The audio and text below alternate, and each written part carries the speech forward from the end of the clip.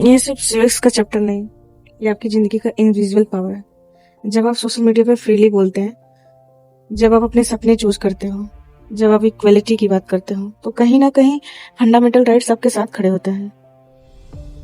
ये अधिकार आपको जन्म के साथ नहीं मिले, इसके पीछे हजारों लोगों का संघर्ष छुपा है। आजादी मिलने के बाद भारत के सामने सबसे बड़ा सवाल था, कैसे हर नागरिक को बराबरी और स्वतंत्रता दी जाए। और तब जन्म हुआ फंडामेंटल राइट्स का। राइट्स की शुरुआत होती है अमेरिका के बिल ऑफ राइट्स 1789 से ही।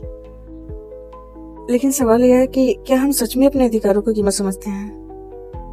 हमारे ड्राफ्टिंग कमेटी के चेयरमैन डॉक्टर भीमराव अम्बेडकर ने कहा था, अधिकार सिर्फ लिखे नहीं जाने चाहिए, उन्हें हर नागरिक तक पहुंचाना चाहिए। आज इस वीडियो में हम जानेंगे भारत के फंडामेंटल राइट्स को, जो हर सिटीजन को बनाते हैं ट्रूली पावरफुल। तो let's begin. The demand for fundamental rights was made in India in 1928 by Motilal Nehru in Nehru Report. Part 3 of the Indian Constitution deals with the Articles 12 to 35 of the fundamental rights. It is inspired by the Bill of Rights of United States. Fundamental rights are given to the citizens against the state. Fundamental rights में ऐसे rights जो individuals के rights की बात करते हैं वे articles हैं। Article 15 clause 2,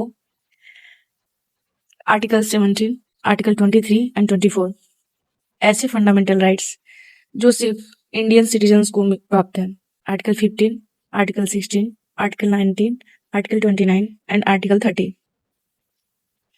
fundamental rights are both positive भी है, नेगेटिव भी है नेचर में, या जस्टिसेबल है।